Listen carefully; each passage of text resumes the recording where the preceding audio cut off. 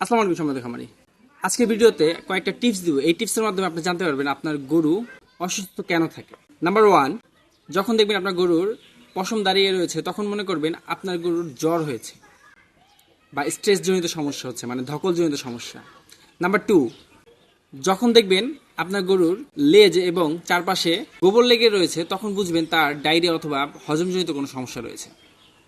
Number 3, যখন দেখবেন সামনের দুপা ঝাঁকুনি দিয়ে উঠে তখন বুঝবেন তার পেটে গ্যাস বা ব্লড হয়েছে। নাম্বার 4, যখন দেখবেন আপনার গরু সামনের দুপায়ে ভর দিয়ে এবং সময় নিয়ে উঠতেছে এবং পিছনের দুপায়ে ভর দিতে পারতেছে না, তখন মনে করবেন আপনার গরুর ক্যালসিয়ামজনিত সমস্যা রয়েছে। নাম্বার 5, যখন দেখবেন আপনার গরুর জাবর কাটা বন্ধ করে দিয়েছে তখন মনে করবেন তার বড় কোনো সমস্যা হয়েছে। দ্রুত ভেট ডেকে এর সমাধান করে ফেলবেন। আমার ভিডিওটি যদি আপনাদের ভালো লাগে তাহলে আমার পেজটি ফলো দিয়ে রাখবেন, লাইক কমেন্ট শেয়ার করবেন। সবাই ভালো থাকবেন। আসসালামু আলাইকুম।